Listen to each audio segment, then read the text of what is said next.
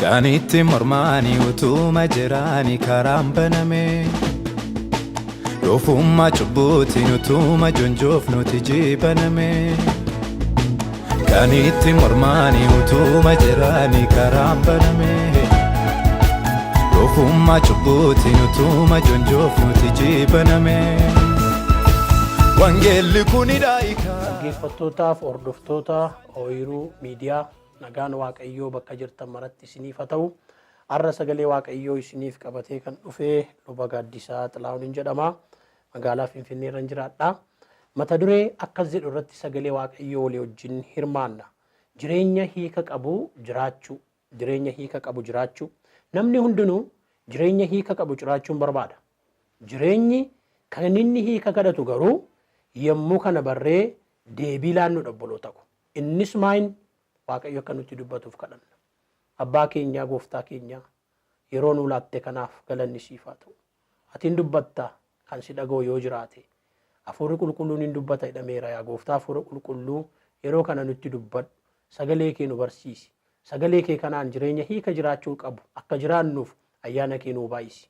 Yaa Waaqayyo jalqabne hamma xumurutti nu wajjin ta'i sakan keetii na dubbachiisi maqaa Yesuusiin. Ameen. Jireenya hiika qabu jiraachuu. Jireenyi hiika qabu jiraachuuf waa kana barree deebii laachuuf qabna. Inni jalqabaa Waaqayyo maaliif nama uume? Waaqayyo maalirraan kan kee nama uume? Akeeki kaayyoon namaa moo maal ta'uu qaba? Waaqayyo maaliif na uume? Maalirraan kan kee na uume? Akeekii koo moo kaayyoon koo moo maal ta'uu qaba? Firoota koo kana gaafannee barree yemmuu deebiisa argannuti jireenya hiika qabu jiraachuu dandeenya. Obboloota isin of gaafattanii beektu. Maaliifan dhaladhe? Maaliifan uumame? Maaliifan gara addunyaa kanaa dhufe jettanii of gaafattanii beektu. Firoota koo, obboloota koo jireenya kiristaanaa keessatti kana beekanii kana beekuun baay'ee murteessaadha, baay'ee barbaachisaadha. Baay'ees nu gargaareera. Maaliif? Namoonni baay'een maaliif akka uumaman, maaliif gara biyya lafaa kana akka dhufan, maaliif biyya lafaa kana keessa akka jiraatan waan hin beekneef arrasa ta'u macaafa qulqulluu keenya keessatti ituu isaan guyyaa dhaloota isaanii abaaranii argina. Isaan keessaa macaafa qulqulluu keessaa nama lamaan tokko isiniif kaasa. Macaafa Iyyoob boqonnaa 3 irraa akkas jedha. Isinis dubbifadhaa. Iyyoob afaansaa saaqqatee guyyaa dhaloota isaa hin abaare.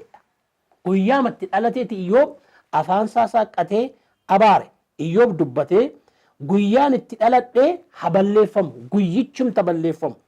Halkan itti ilmatu garaa keetti hafe jedhame sunis haballeeffamu. Guyyaan sun dukkana ta'u. Waaqayyo waaqarraa gadi san ilaaliin, ifnis isarratti nifin, halkanniif dukkanni sodaachisaan ati kan keenya isaan haa jedhan, duumessi isarra haa buufatu. Dukkanni guyyichaa dukkaneessu isa hanaasisu jedheetu guyyaatti dhalate sana maal jedha? Guyyichi haballeeffamu. Guyyaatti mucaatu garaatti si hafe jedhanii haadha kootti famesi haballeeffamu. Guyyicha irratti dukkanna dhufuudha. Guyyaa dhaloota isaa ituu abaaru argina. Gadi sittaniis lakkoofsa 11 yeroo laaltanii maaliifan gadameessa keessatti hin du'inii? Maamafan dhaladheen.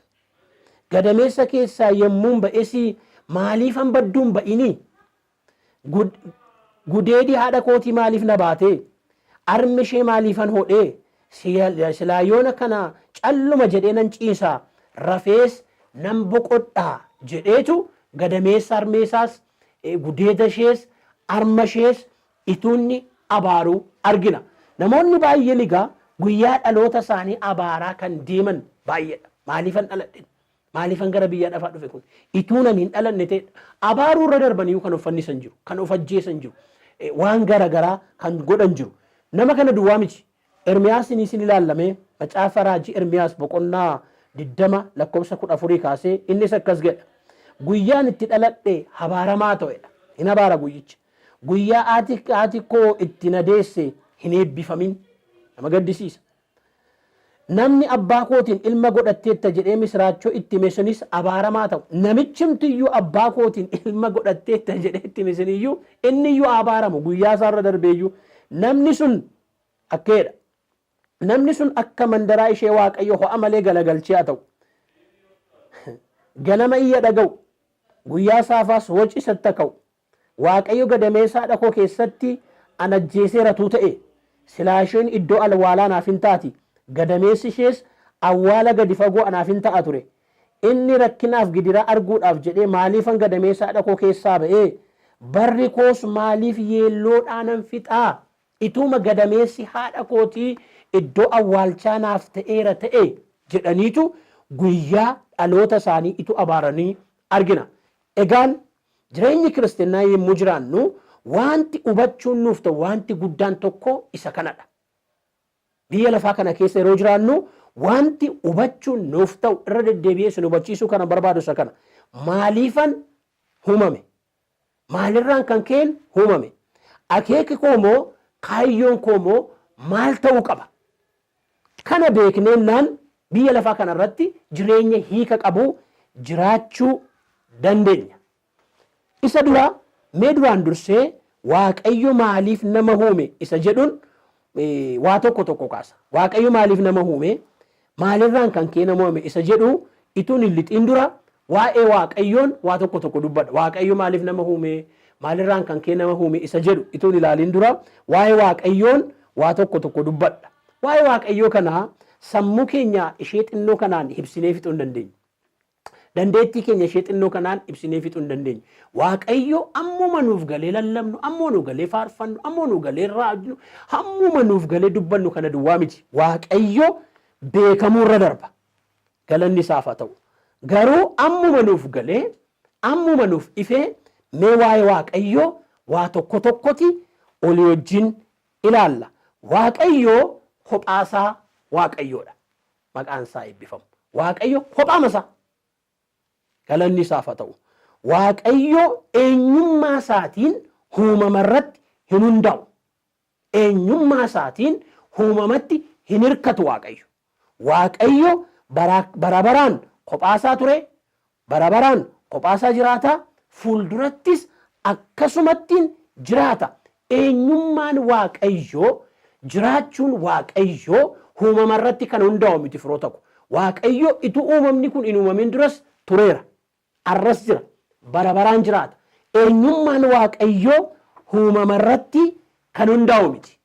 Galanni isaaf haa ta'u. Macaafa faarfannaa boqonnaa 90 lakkoofsa 2 dubbii Waaqayyoon isiniif dubbisame.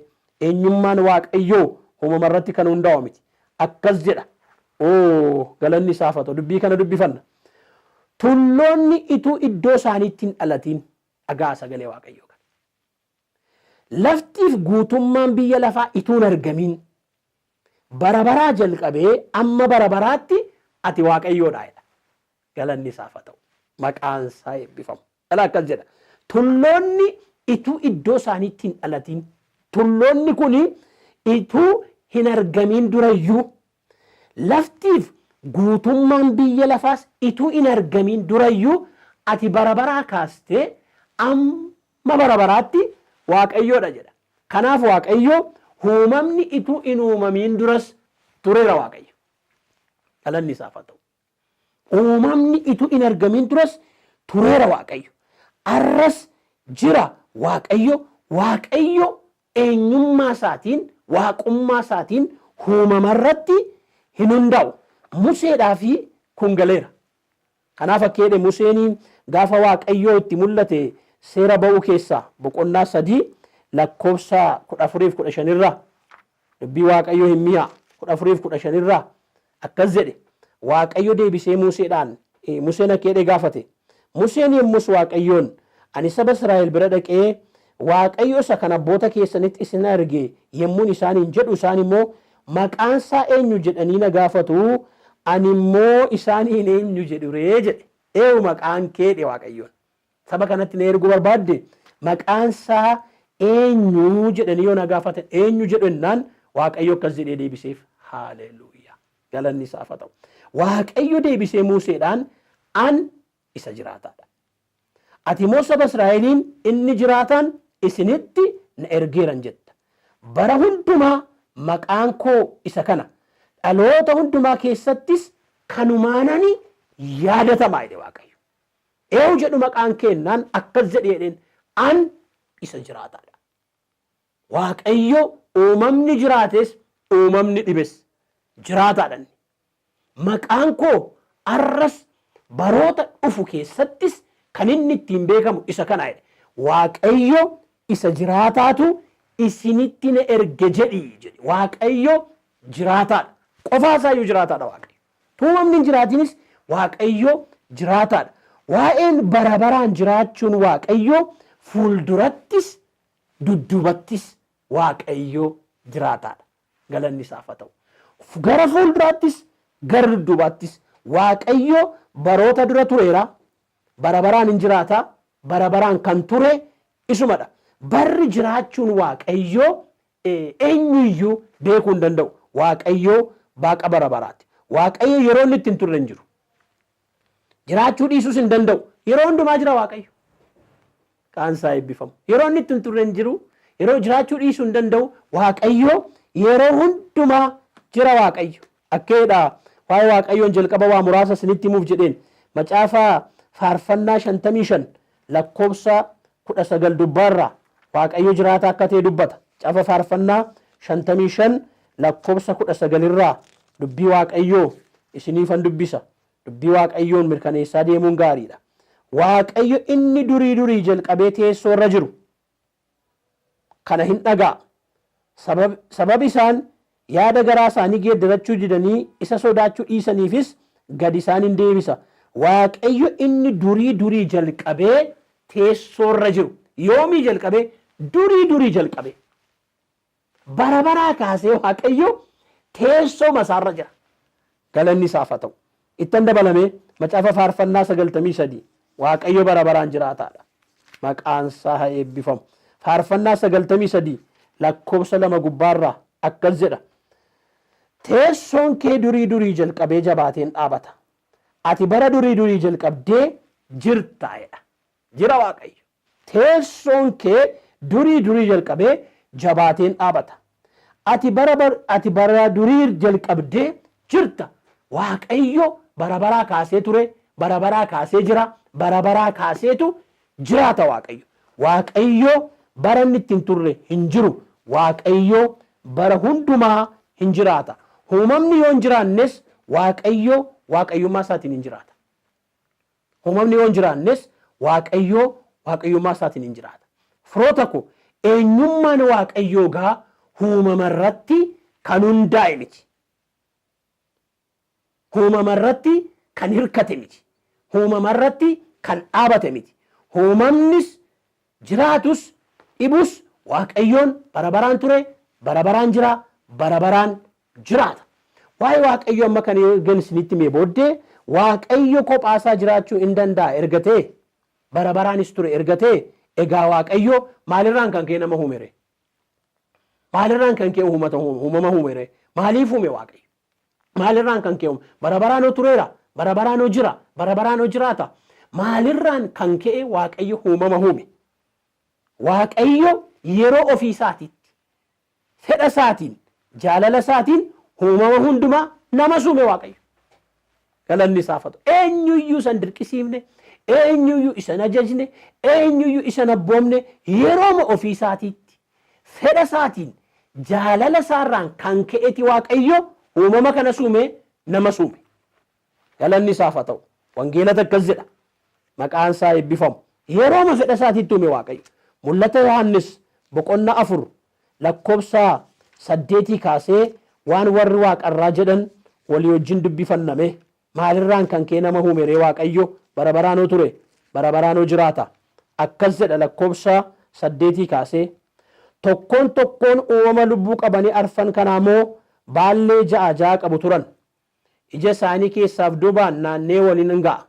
Halkaniif guyyaa ituu aaran galfatiin Waaqayyo gooftichi inni hundumaa danda'u, inni ture, inni amma jiru, maqaan isaa eebbifamu.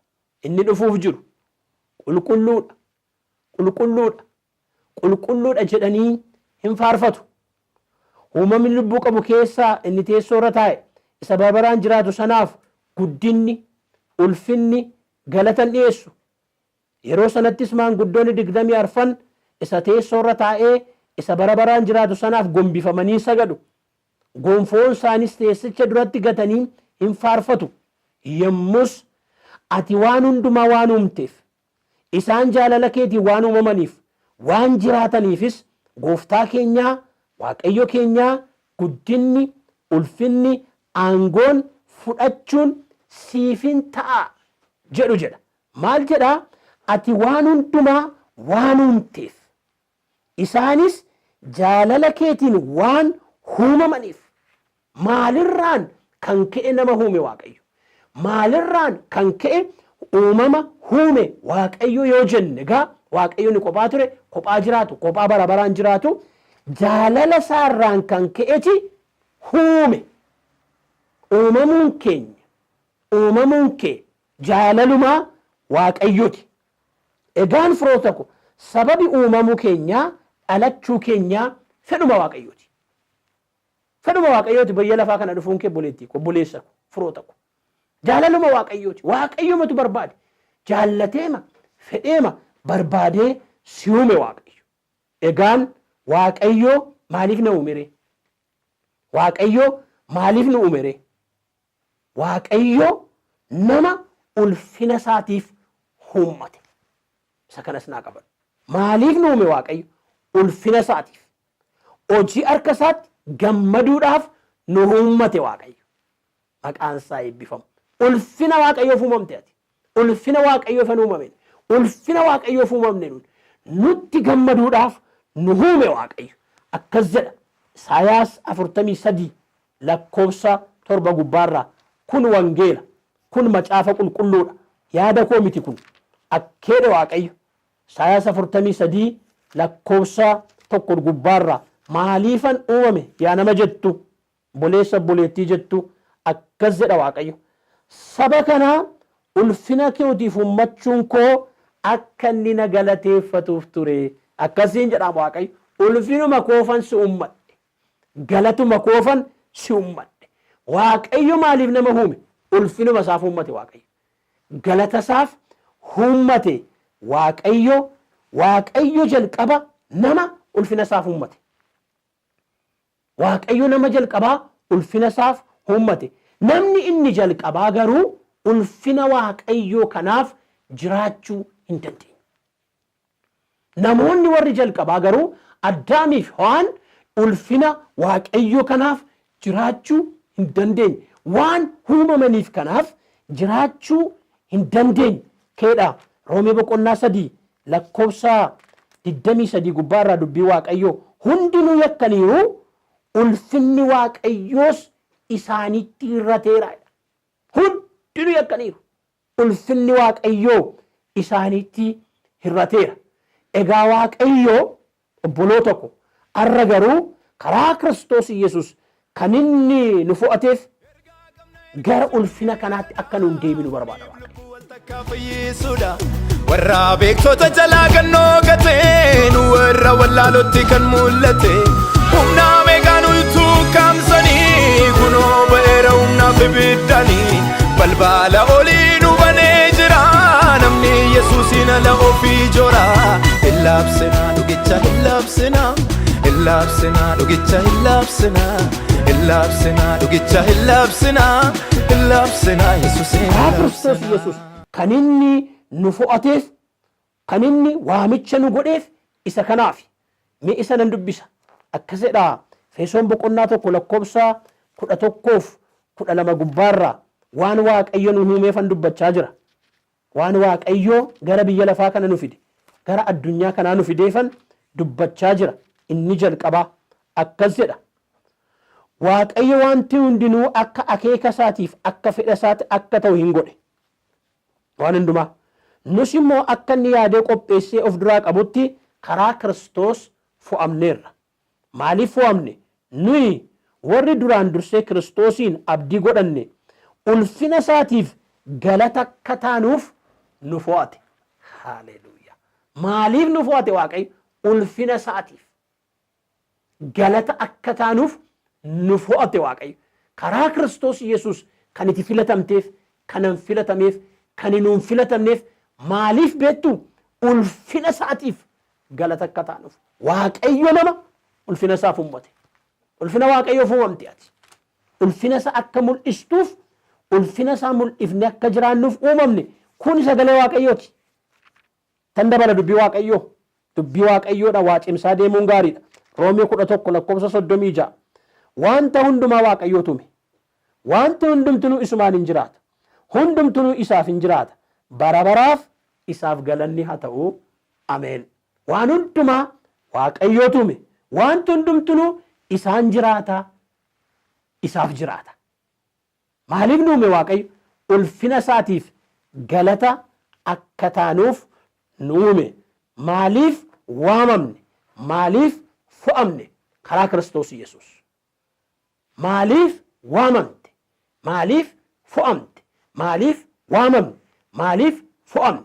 Ulfina isaatiif galata akka taanuuf. Isaaf akka jiraannuuf waamamne. Isaaf akka jiraannuuf fo'amne. Ulfina isaatiif nu fo'ate Waaqayyo. Galata isaatiif nu fo'ate Waaqayyo. Isaaf akka jiraannu barbaada. Kanaafidha wanta gootan hundumaa jedha. Ulfina Waaqayyootiif godhaa jedhamee kan nutti himame. Sagalee Waaqayyoo mu dubbatu obboleettii ko, obboleessa ko, obboloota ko, firoota ko karaa dubbii Waaqayyoo karaa miidiyaa kana namoonni dhaggeeffachaa jirtan kun maaliif nu uummate Waaqayyo? Ulfina isaatiif nu uummate. Kanaaf akkas jedha Qorontoos duraa boqonnaa 10 lakkoobsa 31 kaasee dubbii Waaqayyoo nan dubbisame. Dubbii Waaqayyoo roon dubbisu natti tola. Inni yaa dubbii Waaqayyoo maqaan isaa ulfaatu. Isatu nutti hima waan ta'e maaliif akka uumamneef. Egaa yoo nyaattan yookiis yoo dhugdan yookiis waanuma hojjettan hundumaa ulfina Waaqayyoof hojjedhaa. Maqaan isaa eebbifamu. Kanumaaf jiraannaa biyya lafaa kanarra. Kanumaaf nu kaa'e Waaqayyo lafa kanarra. Kanumaaf biyya lafaa kanatti nu fide Waaqayyo. Akkas jedha. Egaa yoo nyaattan yerooma nyaattan iyyuu jedhaan yerooma dhugdan iyyuu jedhaan waanuma gootan hundumaa ulfina Waaqayyootiif. Maqaan isaa eebbifamu. Warra Yihuudootaatti warra Yihuudota ta'inittis yookiis waldaa kiristaanaattis waldaa kiristaanaa Waaqayyoottis gufuu hin ta'inaa. Ani karaa koo waanuma hojjedhu hundumaan gammachiisuu nan yaala. Nama gammachiisuu nan yaala. Isaan akka fayyaniif waan anaaf waa'ee baasutu hin ta'in waan namoota baay'eedhaaf waa'ee baasuun barbaada. Egaa kun wangeela. Egaa waan gootan hundumaa ulfina Waaqayyootiif godhaa. Yeroo nyaattan iyyuu yeroo dhugdan iyyuu waanuma gootan waanuma raawwattan hundumaa ulfina Waaqayyoof godhaa. Waaqayyo nama ulfina isaatiif uummate jireenyi gaa hiika kan inni godhatu. Jireenya hiika qaba. Jiraachuu kan hin dandeenyu yeroo isa uumamne kanaaf jiraannudha. Waaqayyo nama maaliif uume? Ulfina isaaf uume. Waaqayyo nama karaa Kiristoos Yesuus maalitti waame? Ulfina isaatiif galata akka isaan ta'aniif Waaqayyo nu fo'ate, nu filate, nu waammate. Jireenyi gaa hiika kan inni qabu yeroo ulfina Waaqayyoof jiraannudha. Maqaan isaa eebbifamu. Jireenya hiika qabu jiraachuu. Egaan obbolootaa Waaqayyo nama ulfina isaatiif erga uummate kaayyoon namaa moo maal ta'uu qabare? Akeeki namaa moo maal ta'uu qabare? Kaayyoon keenya akeekni keenya maal ta'uu qabare?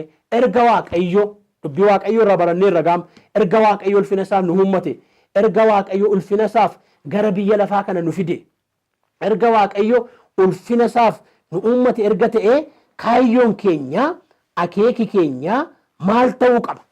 Isan waan sadan arfan tokko isinitti dubbadha. Maal ta'uu qaba kaayyoon keenya akeeki keenya? Tokkoffaa kaayyoon jireenya keenya Waaqayyoon ulfeessuu isa uumamne sanaaf jiraachuu ta'uu qaba. Kaayyoon keenya maal ta'uu qaba? Akeekni keenya maal ta'uu qaba? kaayyoon jireenya keenya ishee kana sirriitti na qabadha. Waaqayyoon ulfeessuuf isa uumamne sanaaf jiraachuu. Kana gaa yeroo tokko tokko seexanni dhufee nutti tasaasa. Ati maaliif uumamtee nuun jedha. Ati maaliif jiraattaa nuun jedha. Yeroo kana sirriitti deebisuu danda'utu nurra jira. Maaliif akka jiraannu, maaliif akka uumamne, maaliif Waaqayyo gara biyya lafaa kana akka dhufide sirriitti deebisuu danda'uu qabna. Yeroo diin, yeroo seexan, yeroo haal, yeroo wanti garagaraa dhufee nutti saasu maaliif uumamte yommuu jedhu Waaqayyoon ulfeessuufan jiraadha. Haaleluyyaa, ulfaatuun. Kana deebisuu qabna. Maaliifan jiraachaa jiran? Lafuma kanarratti jireenya bareedaa jiraachuu qofa miti. Lafuma kanarratti fuunee, heerumnee, heerumsiifannee, fuusifannee, mana gaarii, konkolaataa gaarii qabaannee jireenya bareedaa jiraannee darbuu qofa miti. Kun gaariidha. Kaayyoon jiraachuun keenya inni guddaa maal ta'uu qabaa? Ulfina Waaqayyoofan uumame. Yeroo diinni nu gaafatu akeekan uumameefan jiraachaa jira jennee deebisuu qabna. Akeekuman uumameefan, waanuman uumameefanini jiraachaa jira. Maaliif uumamne? Ulfina Waaqayyoof uumamne. Ulfina isaaf jiraachuu, galata isaaf jiraachuu, isaaf jiraachuu. Isaaf jiraannaan immoo sitti hin irratu. Faarfannaa takka jedhanii faarfataan isaaf jiraannaan homtuu sitti hin irratu. Hunduu ol guuree dhufaadha. Kaayyoon jireenya keenyaa gamaayin. Akeeki jireenya keenyaa gamaayin. Isa kanan isin qabachiisuu barbaada ofii koos. Kaayyoon jireenya keenyaa, akeeki jireenya keenyaa maayin? Waaqayyoon ulfeessuudha. Isa uumamneef sanaaf jiraachuudha. Na agargaaru, si agargaaru, nu agargaaru Waaqayyo. Irraan deebi'a jecha kana. Giddugaleessi barsiisa kooti, giddugaleessi ergaa Waaqayyo naaf kenne, giddugaleessi nuyi uumamneef isa kana waanta ta'eef kaayyoon jireenya keenya, akeekni jireenya keenya inni hangafni maayin? Waaqayyoon ulfeessuu. Isa uumamne sanaaf jiraachuu. Beektuu wanta uumamneef ala yommuu jiraannu gammachuu hin qabnu. Wanta uumamneef ala yommuu jiraannu boqonnaa hin qabnu. Wanta uumamneef ala yommuu jiraannu aara galfii hin qabnu. Wanta uumamneen ala yommuu jiraannu wanta hundumaa ituma guuttannee jirru, nuu ta'ee jiru, nuu mijatee jiruuti wanti nutti irrate tokko jira. Namni yommuu wanta uumameef ala jiraatu, wanta gara addunyaa kanaa dhufeen ala jiraatu, isa keessaa ba'ee yommuu jiraatu gammachuu hin qabu. Namni yoom gammada beektu boloota. Dhagaami dubbii Waaqayyoo kana sirriitti. Namni yoom gammada? Lammaffaa irratti inni irratti dubbachuu barbaadu. Gammachuu dhugaan, boqochuu dhugaan kan inni keessa jiru waan uumamneef sanaaf yommuu jiraannudha. Haaleluyyaa. Gammachuu dhugaan, boqonnaa dhugaan, aara galfii dhugaan kan inni keessa jiru yeroo mana gaarii keessa jiraannu, yeroo konkolaataa gaarii qabannu qofa miti, yommuu biyya garagaraa keessa deemnu miti, yommuu akka koo kana tajaajillu miti, isa uumamneef sanaaf yommuu jiraannuti gammachuu dhugaa arganna. Daawiti gaafa cubbuutti kufe faarfannaa 50 akkas jedhe, gammachuu isa fayyisuu kee keessaa argamu iddootti naa deebisi jedhe. Gammachuu dhugaa namni kan inni argatu yommuu mootii ta'u miti, mana gaarii keessa yommuu jiraatu miti, siree miidhagaarra yommuu bulu miti, biyya yommuu hoogganu miti. Gammachuu isa fayyisuu kee keessaa argamu yommuu seera Waaqayyoo irraa kaatu, abboommii Waaqayyoo irraa kaatu, dubbii Waaqayyoo irraa kaatu, yaada Waaqayyoo irraa kaatu, isa uumameef sanarraa yommuu kaatu maal dhabe? Isa jalqabaa gammachuu dhabe, boqonnaa dhabe, aara galfii dhabe. Kanaaf akkeedhe Waaqayyoon kadhate, adaraa Waaqayyoo koo jedhe. Gammachuu isa fayyisuu kee keessaa argamu iddootti naa deebisi. Gammachuun dhugaan, boqonnaan kan inni keessa jiru isa uumamneef sanaaf yommuu jiraannudha. Inni kun siif haa ta'u, inni kun naaf haa ta'u, inni kun nuuf haa ta'u jiran isaaf jiraannaan. Keedha macaafa faarfannaa 11:16 lakkoofsa 11 durbaarraa gammachuu dhugaan eessa jira yoo jettan isa uumama saniin, isa uumaman sanaaf yommuu jiraatan achi keessa jira. Maqaan Waaqayyoo haa eebbifamu. Gooftaa hafuura qulqulluu galanni siif haa ta'u. Ati karaa jireenyaatti nama geessu na barsiifteetta. Guutummaan gammachuus fuula kee dura jira. Wanti namatti tolus bara hundumaa mirga kee jira. Haleluuyaa. Dubbifannu dubbii Waaqayyoo kan akkas jedha. Tammiyaa dubbii Waaqayyoo damma caala, nadhii dammaa caala. Ati karaa jireenyaatti nama geessu na barsiifteetta. Guutummaan gammachuus fuula kee dura jira. Eessa jira beektaa boleettee boleessaa guutummaan gammachuu fuula Waaqayyoo dura jira. Wanti namatti tolus bara hundumaattuu mirga kee jira. Wanti namatti tolu biyya lafaa kana keessa hin jiru. Wanti nama gammachiisu biyya lafaa kana keessa hin jiru. Wanti nama boqochiisu biyya lafaa kana keessa hin jiru. Wanti haaraa nama galfachiisu biyya lafaa kana keessa hin jiru. In fakkaata malee akkee abbaan faarfannaa kana gammachuu dhugaan. Eessa jira? Wanti namatti tolu eessa jira? Mirga Waaqayyoo jira. Mana Waaqayyoo keessa jira. Maqaan isaa eebbifamu. Kanaaf Daawit macaafa faarfannaa 27 irraa akkas jedhee kadhata. Kadhata isaa kan akkas jedhee kadhata. Ani Waaqayyoon waa tokkicha nan kadhadhaa jedha. Isa argachuu nan barbaada jedha. Innis bara jireenya koo hundumaa mana Waaqayyoo keessa jiraachuu. Gaarummaa Waaqayyoo hojjetu ilaalu. Mana qulqullummaa isaa keessattis isa yaadachuu. Gammachuu dhugaan achi jira. Boqonnaa dhugaan achi jira. Aragalfii dhugaan achi jira. Haleluuyaa. Achi jira. Keedee kadhata. Ani Waaqayyoon waa tokkicha nan kadhadha. Isas argachuu nan barbaada. Waan an dhabuu hin barbaannedha kun bara koo keessatti. Waan barbaade yoo dhabe, waan barbaade yoo natti hir'ate, waan barbaade yoo naa guutuu dide, isa kana garuu dhabuu hin barbaadu. Ani Waaqayyo waa tokkicha nan kadhadha. Isas argachuu nan barbaada. Innis bara jireenya koo hundumaa. Haleluuyaa. Mana Waaqayyoo keessa jiraachuu. Gaarummaa Waaqayyo hojjetu ilaalu. Mana qulqullummaa isaa keessattis isa yaadachuu. Daawit inni kadhata kana kadhatu mootiidhaan obboleettii boleessaa boloo tokko. Namni guddatee eessa yoo ga'e isa dhumaa mootii ta'a. Sadarkaa dhumaarra jira. Sadarkaa dhumaarra taa'ee garuu sanni kadhatu ilaala. Mana Waaqayyoo keessa jiraachuu. Maaliif? Gammachuu dhugaatu achi jira. Boqonnaa dhugaatu achi jira. Aragalfii dhugaatu achi jira. Keedha iddoo baay'eetti dubbata waa'ee mana Waaqayyoo. Faarfannaa 84 lakkoofsa 1-2 gubbaarra. Haleluuyaa. Maqaan isaa bara baraan haa eebbifamu. Akkas jedhe iddoo biraattis gara mana Waaqayyoo yaadu faarfannaa 84. Yaa Waaqayyo gooftaa maccaa iddoon buufata kee maal namatti tola. Haleluuyaa. Oobdii mana Waaqayyoo yaadee nan gaggaba.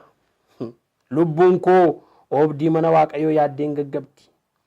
Lubbuun koo foon koo Waaqayyo isa jiraataatti gammadanii hin ilchu. Iddoo gammachuu hin jiru beeka namichi kun. Mootiin kun iddoo gammachuu hin jiru beeka. Akkas jedha. Yaa Waaqayyo gooftaa iddoon buufata kee. Lafati buufattee jirtu. Lafati jirtu. Lafati argamtu. Lafati hojjettu. Lafati dubbattu.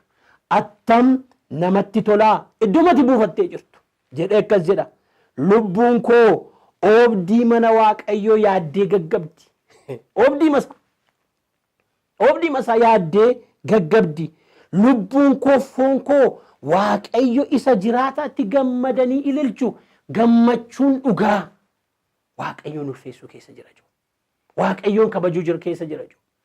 Gadi siqee mokkas jedha. Galeeraaf waa'ee mana Waaqayyoo lakkoofsa 10 irraa maqaan isaa eebbifamu. Tun dubbisiin natti tole jechi kun ilaakkeedha. Iddoo biraa guyyaa 1,000 olurra. Haleluuyaa. Oobdii kee keessa guyyaa 1 ol wayya.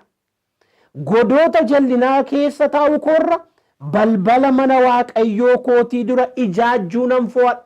Maqaan isaa haa eebbifamu. Haleluuyaa. Biyya lafaa kana keessaan iddoo lan baay'eetu jira abbe. Akkeede garuun iddoo biraatti guyyaa 1,000 dabarsuurra. Namni iddootti dabarsu baay'ee qaba. Bashannanaaf jedhe iddoo baay'ee dhaqa. Iddoo biraa guyyaa 1,000 olurra oobdii mana kee keessa guyyaa guutuu dhaabadhe ijaajjee oluu naa wayya. Godoo jallinaa keessa taa'u koorra balbala mana Waaqayyoo kootii dura ijaajjaa oluu naaf wayyaa jedha. Gammachuun dhugaan eessa jira? boqonnaan dhugaan eessa jira? Lafa waaqayyo jiru jira. Obboloota koo biyya lafaa kana keessatti namaaf dhala namaaf waaqayyoon jaallachuu, lafanni jiru jiraachuu, isa waaqessuu, fuula isaa turuu kan kana fakkaatu irra kan caalu gammachuun hin jiru. Jiruun gammachuun kana caalu. Isa waaqessuu, isa jaallachuu, lafanni jiru jiraachuu, biyya lafaa kana keessatti warri manni waaqayyo waa'ee mana waaqayyo dura turu beektan isinii gadha. Fuula waaqayyo yommuu turtan ituma nyaatiin gabbattu. Keessi keessan akkasumatti boqotaadha. Maaliif beektu? Sababni isaa kanumaaf uumamne waan ta'eef. Kanumaaf gara biyya lafaa qabnu dhufne waanta ta'eef gammachuu qabna. Namni gaa jireenya hiika qabu kan inni jiraachuu jalqabu yeroo kam jechuudha? Yeroo isa uumame sanaaf jiraatu. Yommuu isa uumamne sanaaf jiraannu argannus dhabnus, nutti badus nutti tulus, hirratus guutus. Jireenyi biyya lafaa kun akka barbaade yoo ta'es nuyi gammachuu qabna. Maqaan isaa eebbifamu. Wanti barbaade akka fedhe mataa miila ol keessa akeedamini ilmaan qoree lafti yoo sochooteedhani. Gaaronni kun urgufamanii galaana walakkaa yoo buufaman iyyuu nu hin sodaan. Maaliif? Isa uumamne sanaaf jiraachaa jirra. Gammachuu dhugaan waaqayyoof jiraachuu keessa jira. Tarii karaa miidiyaa kanaa namoonni dhaggeeffachaa jirtu. Namoonni si afeeranii kottu gara jireenya gammachuu kana, gara jireenya boqonnaa kana. Waaqayyo kanaaf of kenni. Maaliifan gammachuu dhaba yoo jette isa uumamteef jiraachaa hin jirtu. Qabdaa, hin nyaattaa, hin dhugda ta'a, mana gaarii qabda ta'a, konkolaataa gaarii qabda ta'a. Garuu sitti hin tolu. Maa inni beektaa? Isa uumamte sanaaf jiraachaa hin jirtu. Kanaaf kun hundintuu si mudate. Arra garuu afeerraa sii goona. Sadaffaa waaqayyoon yommuu ulfeessinu immoo nuyi yommuu isatti gammannu immoo waaqayyoos nutti gammada. Maqaan isaa eebbifamu. Sadaffaa irratti nan dubbadhu waaqayyoon yommuu ulfeessinu yommuu nuyi isatti gammannu innis nutti gammada. Yommuutu waaqayyoon ulfeessitu, yommuutu waaqayyoon kabaju, yommuu waaqayyoon kabaju, yommuu nu waaqayyoon kabaju, waaqayyo waaqarraa innis nutti gammada. Waaqayyo sitti gammadu. Waaqayyo nutti gammadu. Waaqayyo nutti gammadu. Hin gammadaa waaqayyo. Gaaf tokko biyya lafaa kanarraa seexanni olii gad deemaan dhufee jedheetu ergamoota wajjin dhufee fuula waaqayyoo jaajjeedhe. Eessaa dhuftee gaafate waaqayyo. Biyya lafaa kanarra nasii ola deemaa dhufee jennaanii silayyuu Iyyoob garbicha koorra ija kee keesse inni nama na waaqayyoon sodaatu anaaf jiraatudha jedheetu waaqarra taa'ee waaqarra akkatti gammadu dubbata. Yommuu nun waaqayyootti gammannu, yommuu nun waaqayyoof jiraannu, waaqayyoos nutti gammada. Ilaa akkas jedha macaafaa Isaayaas 52 lakkoobsa tokko kaasee macaafa raajii Isaayaas 52 lakkoobsa tokko kaaseen dubbii waaqayyoo isiniif dubbisa. Kas jedha waaqayyo akka inni namatti gammadu, sittaa gammadu waaqayyo, nattaa gammadu, nuttaa gammadu waaqayyo waaqarraa. Qajeelummaan ishee akka biiftuu ganamaa amma ol ba'utti, fayyinni ishee akka guncoo bobeet amma ibsutti, ani waa'ee Xiyooniif calliin jedhu, waa'ee Yerusaalemiif hin baqodhu. Sabni lafarraa qajeelummaa kee mootonni hundinuus ulfina kee hin argu. Maqaaraa isa waaqayyo ofii isaatii siif kenne ni waamamta. Ati akka gonfoo miidhaginaaf akka marata maatii mootii mataatti maratuuti. Harka waaqayyo gooftaa kee keessatti ni eegamta. Ati si'achi ishee gadhiifamte hin jedhamtu. Ati ishee ani jaalladhu biyyi kees ishee abbaa manaa qabdu hin jedhamti. Waaqayyo si jaallateeroo biyyi kees abbaa manaa argatteetti. Ilaakkee lakkoobsa 5 akkuma dargaggeessi durba fuudhee akkasuma ilmaan si fudhatanii qabeenya isaanii si godhatu. Akkuma dhirsi misirroo isaatti gammadu akkasuma waaqayyo kees sitti gammadaa'edha. Maqaan isaa eebbifamu. Yerooti isatti gammaddu, yerooti isaaf jiraattu, yerooti isa ulfeessitu, yeroo nun isatti gammannu, yeroo nun isaaf jiraannu, yeroo nun isa ulfeessinu, waaqayyos maal nutti ta'a? Nutti gammada. Mucaa koo isa na ulfeessu jedhe. Mucaa koo isa na kabaju jedhe. Intala koo ishee na ulfeessitu jedhe. Intala koo ishee na kabaju jedhe. Waaqarra taa'eeti waaqarratti lafarratti sitti gammada. Waaqarra taa'ee waaqayyo Iyyoobitti gammade. Namni yommuu isaaf jiraatu, ulfina kaasa yommuu jiraatu, waaqayyo kun immoo obboloota koo dhugaadha. ulfina isaaf yommuu jiraatu waan ulfina waaqayyoo keessaa ba'u ulfina adda arga. Ulfinni waaqayyoo kun immoo waan nama boqochiisudha. Waan aara nama galmachiisudha. Yommuu nun ulfina waaqayyoof jiraannu waan ulfina waaqayyoo keessaa ba'u isa kana gaafaan koo kanaan ibsee fixuu hin danda'u. Boqonnaa wayitu, gammachuu wayitu, aara galfii wayitu dhufee jireenya keenya argata. Waan nama dinqifachiisu, waan nama raajeffachiisu. Yommuu ulfina waaqayyoof jiraannu ulfina isaa keessaa ba'ee dhufeetu jireenya keenya argata. Akkas jedha macaafa faarfannaa kun Daawit kun baay'ee waaqayyoo waan jiraatuu fi waan waaqayyoo keessaa ba'u baay'ee isaa dubbata. Macaafa faarfannaa 63 lakkoofsa 5-6 gubbaarra. Haleluuyaa. Galanni siif haa ta'u yaa waaqayyo, siif jiraachuun ulfina. Lubbuun koo akka waan ani coomaaf dhuka nyaadheetti hin quufti. Afaan koos arraba ililleetiin si jajata. Lafa ciisicha kootti si yaadadha. Yeroon ilaalaa bulus waa'ee makeen yaada. Lubbuun koo akka waan coomaaf dhuka nyaatteetti hin quufti jedha. Yommuu isa uumamne sanaaf jiraannu hin quufna, hin gammanna, nutti tola, hin boqonna, aara galfii jiraanna. Ulfinni waaqayyoo nama quubsa. Si haa quubsu ulfinni isaa. Daawit akkee dheemtire ulfina kee yommuun argee nan quufeedha. Haleluuyaa. Firoota koo waaqayyo kun eenyummaan isaa wanta sammuu namaan dandeettii namaan himamnee hin finnedha. Yookaan eenyummaan waaqayyo kuni nama boqochiisa. Haara nama galfachiisa. Uffee nama jechisiisa. Akkas jedhanii wangeela Maatiyos boqonnaa 17 yommuu ilaallu yommuu waaqayyo ulfina addaan bartootatti mul'achuutti ka'e kutaa sana beektu akkas jedhanii bartoonni asuma turraa jedhan. Asirraa gadi hin buunu jedhan. Ameen ameen. Galanni siif haa ta'u gooftaa. Haleluuyaa. Guyyaa 6 booddee Yesuus Phexrosiif Yaaqoobiin Yohaannisiin obboleessa Yaaqoobiin fudhatee ol gaara dheeraa tokkotti kophaa isaa ol baase. Inni bufa ulfina isaatiin isaanitti mul'ate. Fuulli isaa akka biiftuu ibsuu, ulfina isaatiin akka ifaa aduuttiin balaqqeesse. Kunoo Museef Eliyaas achi isaanitti mul'atani. Isaanichi dubbachaa turani. Phexros gidduutti yaa gooftaa asitti argamuun keenya attam gaariidha. Fedha kee yoo ta'e asitti godoo 3 siif tokko, Museedhaaf tokko, Eliyaasiif tokko nan ijaara jedhee Yesuusitti dubbate. Attam namatti tolaa iddootti jirtu. Iddootti itti argamtu attam namatti tolaa. Yommuu waaqayyo nutti mul'atu, ulfinni waaqayyo yommuu namarra jiru mee? Haleluuyaa. Ulfinni waaqayyo yommuu namatti mul'atu mee jirana? Qaawwi namaa namatti mul'atu. Dhabi namaa namatti mul'atu. Qullaa ta'uun namaa namatti mul'atu. Waaqayyo ulfina isaan sitti mul'atu. Natti mul'atu, nutti mul'atu. Yommus qaawwi keenya mul'atu. Seera uumamaa boqonnaa 2 lakkoofsa 25 irraa akkas jedha. Qullaa isaanii turanidha. Waliin saalfatan turanidha. Maaliif? Yeroo ulfina waaqayyoo keessa jiru. Ulfina waaqayyoo keessa jiru. Yommuu kamidha beektuu namni kan inni qullaa ta'uunsaa itti mul'atu yommuu ulfina waaqayyoo keessaa ba'udha. Boqonnaa 3 lakkoofsa 7 irraa maal jedha? Qullaa isaanii ta'uu baranii wal baqatanidha.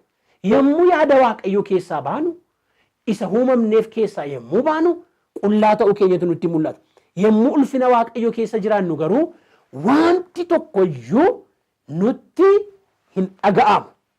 Namni jireenyi isaa yoom duwwaa ta'a, yoom qullaa ta'a.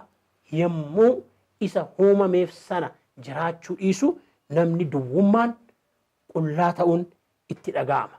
Jireenya hiika qabu jiraachuu. Walittanis ni qaba. Jireenya hiika qabu jiraachuu. Egaan maalirraan kan kee uumamne namas uume. Jalqaba beekuun kan nuuf ta'u. Waaqayyo maalirraan kan kee na uume. Maalirraan kan kee nu uume. Maalirraan kan kee uumamne isa jedhu beekuu qabna. Isa jalqabaa Waaqayyo jaalaluma isaan fedha isaan akkuma jaalala isaatti akka fedha isaatti na huummate si huummate guyyaa dhalatoo kee na baariin guyyaa jireenya kee na baariin dhalachuu kee na baariin uumamuun kee dhalachuun kee gara biyya lafaa kanaa dhufuun kee fedhuma waaqayyooti yaaduma waaqayyooti jaalaluma waaqayyooti waaqayyumatu barbaade na dhagee obboleettii obboleessa koo karaa ooyiruu miidiyaa kanaa na dhaggeeffachaa kan jirtan dhalachuun kee gara biyya lafaa gara addunyaa kanaa dhufuun kee fedhuma isaati galanni isaaf haa ta'u isa kana dubbadhu seexanatti akkuma fedha waaqayyootti dhufe akkuma jaalala waaqayyaada waaqayyootti dhufeedhe maaliif immoo huumamte maaliif nu uume waaqayyo ulfina isaaf hojii harka isaatti nutti gammaduudhaaf nu uume adaraasa kanas na dhagaye waaqayyo sitti gammaduu barbaada waaqayyo nutti gammaduu barbaada waaqayyo nutti gammaduu barbaada lafati jirtutti waaqayyo sitti gammadu lafa jirrutti waaqayyo nutti gammadu lafa jirtutti waaqayyo sitti gammaduu barbaada kaayyoon keenya immoo maal ta'uu qaba walittan qaba kaayyoon keenya akeekii keenya maal ta'uu qaba isa huumamne sanaaf jiraachuu na dhagaye dubbii waaqayyo sitti himaa jira ofii kootti simaa jira hunduma keenyatti simaa jira kaayyoon jireenya keenya maal ta'uu qaba isa huumamne sanaaf isa gara addunyaa kana dhufne sanaaf isa lafa kana irratti argamne sanaaf jiraachuu innis maa inni ulfina waaqayyoof jiraachuu obboloota koo kottaa kana waliif kadhanna ulfina waaqayyoof jiraannee erga jiraachuun keenya nafne ulfina waaqayyoof jiraannee darbu ulfina waaqayyoof taanee darbu isa huumamneef sanaaf jiraannee darbu kottaa kana hawwina kana kadhanna Phaawulos jiraatee dhumarratti akkas jedhe yeroo dhiigni koo akka dhibaatu dhibeeffamu dhiyaateera yeroon itti jireenya kanatti hiikamus ka'eera wallaansoo sagaarii sana dhaabbadhee qabeera dorgommees raawwadheera amantii seegeera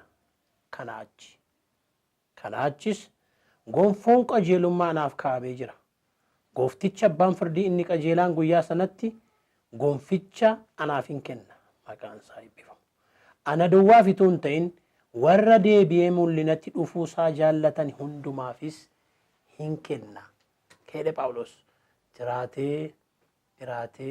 jiraatee bara jiraatu hundumaa keessatti yaada waaqayyoo tajaajilee fedha waaqayyoo raawwatee waan isaa waaqayyoo isaarraa barbaadu godhee isa huumame sanaaf jiraateetu akkas jedhe wallaansoo isa gaarii sana dhaabbadhee qabeera amantiis eegeera dorgommee koos raawwadheera kana achi gonfoon qajeelummaa anaaf kaa'amee jira gooftichi inni abbaa firdii qajeelaan guyyaa sanatti gonficha anaaf kenna namatti hin tolu jiraatanii darbu ta'anii darbu lafarra taa'eetu akka gonfoon isaaf qophaa'ee jiru akka gonfoon isaaf kaa'amee jiru gooftichi inni qajeelaan gonfoo akka isaaf kaa'ee jiruti dubbata firoo tokko qadan isinii kadhadhaa kana naa kadhadhaa kan ofiif kadhadhaa bara jiraattan keessatti bara jiraannuuf keessatti waaqayyo maaliif akka nu uume maalirraan kan kee akka nu uume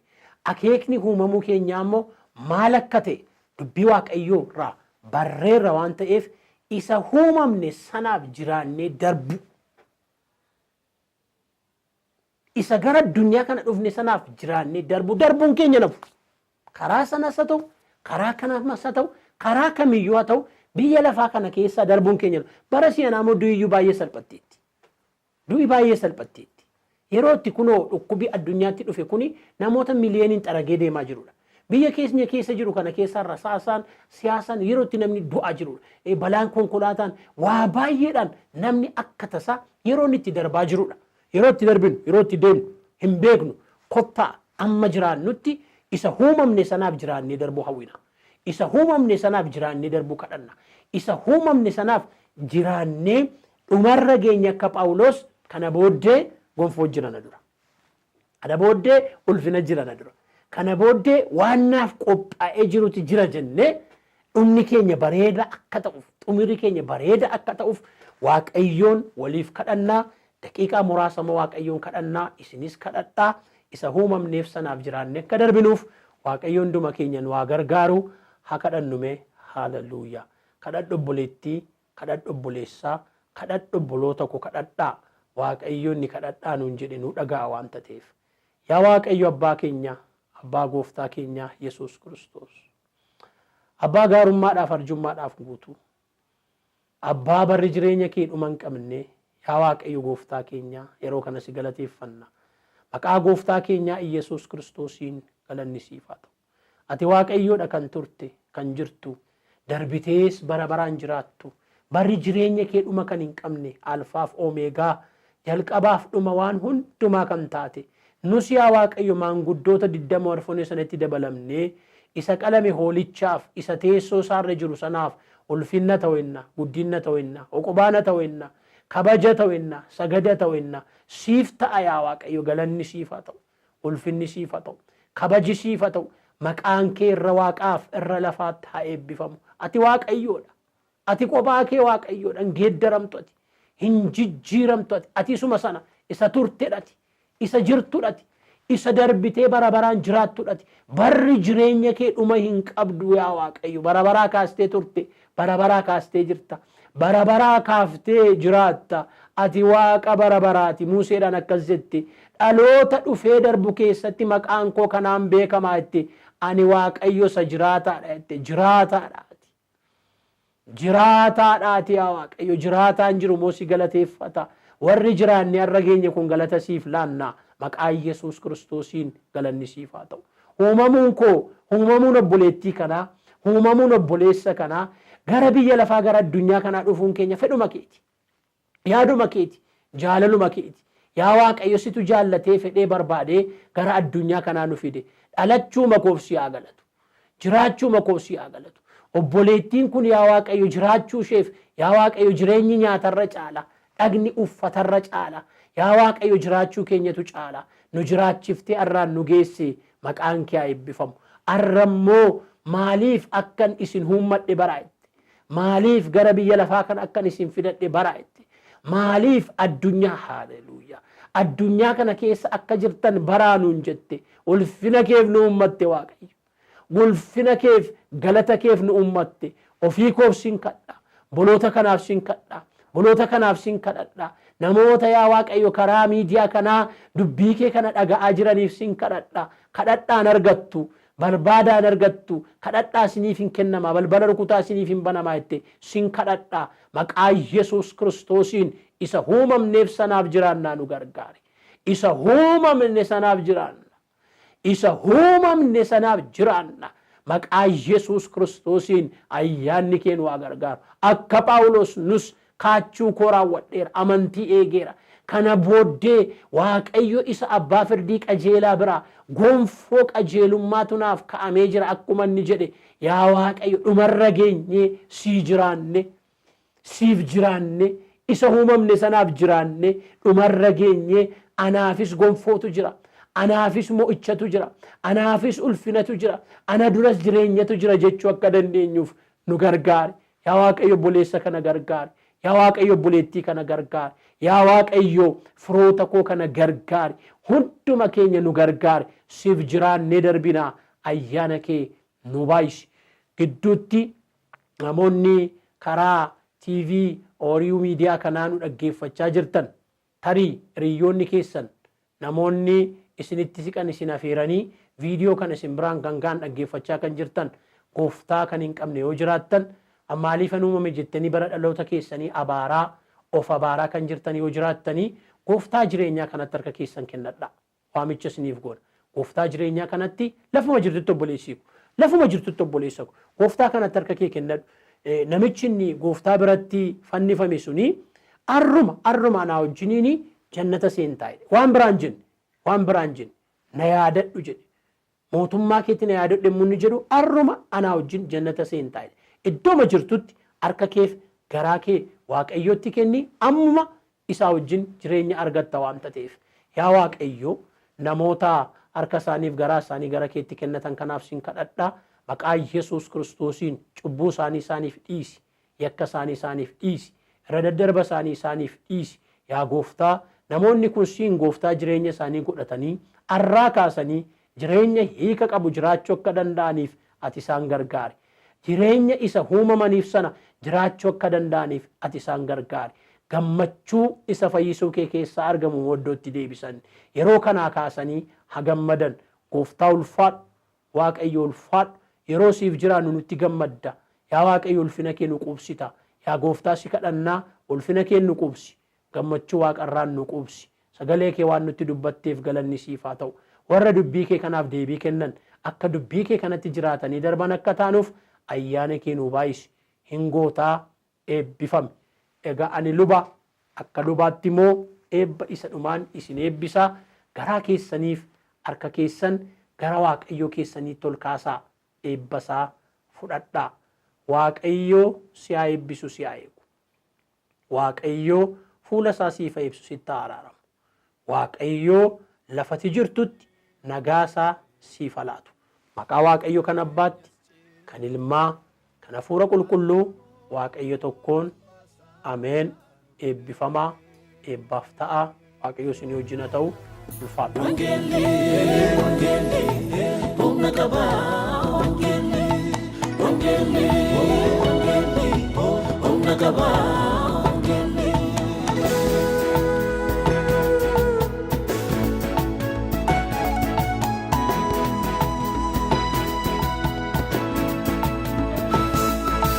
Gaaniitti mormaanii utuma jiraanii karaan baname. Doofummaa cubbuutiin utuma jonjoofnuti jibaname. Gaaniitti mormaanii utuma jiraanii karaan baname. Doofummaa cubbuutiin utuma jonjoofnuti jibaname. Wangeelli kuni daa'ikaa nutuu isaan jiraanne kaa. Eessumaan naalle mitiree utuu salphisuu nuti akka nagarre. Wangeelli kuni daa'ikaa nutuu isaan jiraanne kaa. Eessumaan naalle mitiree utuu salphisuu nuti akka nagarre. Nuti akka nagarre, nuti akka nagarre, nuti akka nagarre.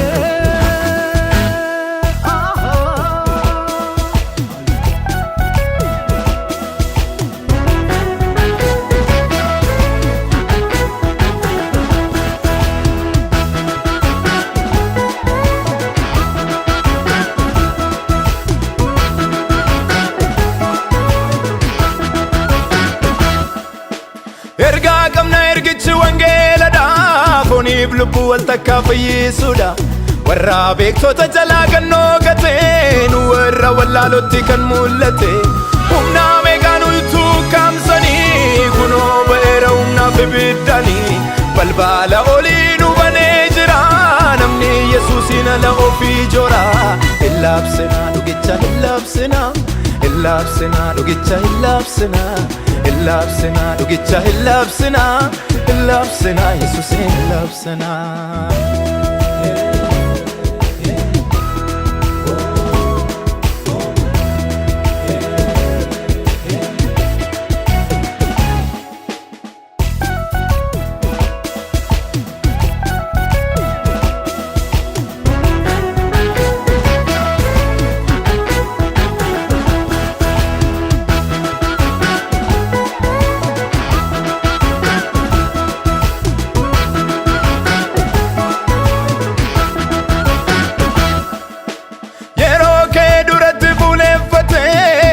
Damse ibiddicha dhaabate gootni wangeela irratti wareegame uumaaf achitti sukkaanfame.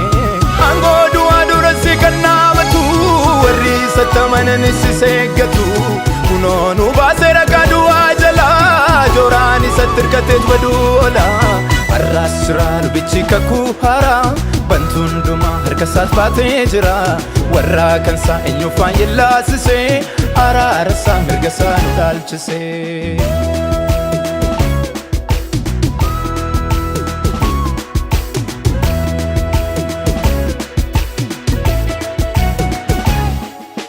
Wal fuunee deemnaa faajjii ulfinaa Yesuus duwwaadhaa abbaan fayyinaa. Yesuus duwwaadhaa abbaan fayyinaa. Wal fuunee deemnaa faajjii ulfinaa Yesuus duwwaadhaa abbaan fayyinaa.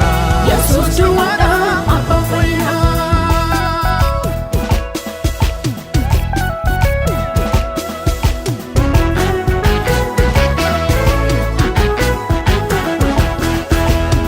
wangeelli kun daayika nutu isaan jiraanneka isumaan lemitire utuu salphisuu nuti akka nagarre wangeelli kun daayika nutu isaan jiraanneka isumaan lemitire utuu salphisuu nuti akka nagarre